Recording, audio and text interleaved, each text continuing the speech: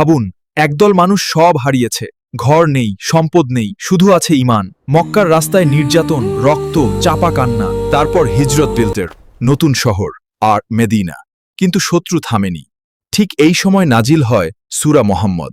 এটা শুধু একটা সূরা নয়, এটা ছিল ঘোষণা, এটা ছিল অবস্থান, এটা ছিল হৃদয়ের বিপ্লব।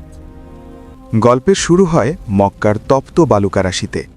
রাসূলুল্লাহ সাল্লাল্লাহু আলাইহি ওয়াসাল্লাম এবং তার সাহাবীরা তখন নিদারুণ কষ্টের মধ্য দিয়ে যাচ্ছেন। কুরাইশদের অত্যাচার তখন চরমে। আবু জেহেম, আবু লাহাবদের নির্যাতনে সাহাবীদের রক্তে মক্কার মাটি রঞ্জিত হচ্ছে।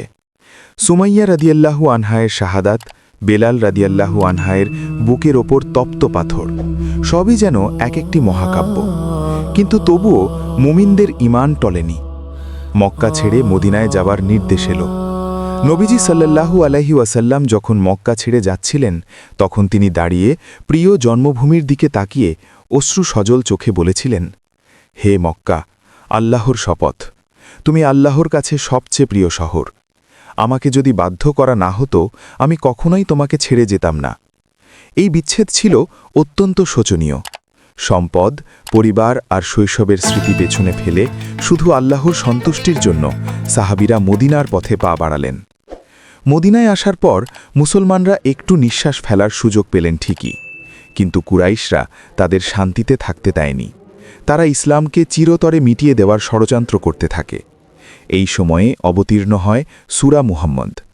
এই সূরাটি মূলত যুদ্ধের প্রস্তুতি এবং সত্য মিথ্যার চূড়ান্ত ফয়সালার দিকনির্দেশনা হিসেবে অবতীর্ণ হয়। সূরা মুহাম্মদকে সূরা আল কিতালও বলা হয়। এর নাজিলের সময়ের পরিবেশ ছিল টানটান উত্তেজনাপূর্ণ। একদিকে মদিনার আনসার ও মুহাজিরদের সীমিত শক্তি, অন্যদিকে এই সূরায় একটি গভীর প্রশ্ন রয়েছে। তারা কি কুরআন নিয়ে চিন্তা করে না, নাকি তাদের অন্তর তালাবদ্ধ? এই প্রশ্ন আজ আমাদের প্রতিও প্রযোজ্য।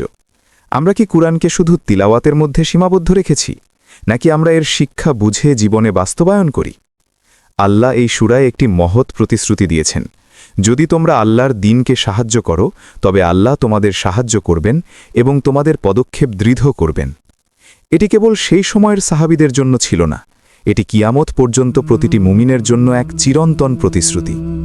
বদর, উহুদ, খন্দক, প্রতিটি পরীক্ষার মুহূর্তে আল্লাহর সাহায্য এসেছে, কিন্তু সেই সাহায্য এসেছে তাদের জন্য যারা ছিল আন্তরিক, ধৈর্যশীল এবং সত্যবাদী। সূরা মুহাম্মদ আমাদের শেখায়, ঈমান মানে শুধু আবেগ নয়, ঈমান মানে দায়িত্ব। ঈমান মানে কুরআনের সামনে নিজেকে সমর্পণ করা। ঈমান মানে সত্যের পক্ষে দৃঢ় থাকা, যদিও পরিস্থিতি কঠিন হয়। মুনাফিকরা সবসময় নিরাপদ পথ খোঁজে, কিন্তু মুমিনরা আল্লাহর উপর ভরসা করে এগিয়ে যায়। আজকের যুগেও এই সূরার শিক্ষা অত্যন্ত প্রাসঙ্গিক।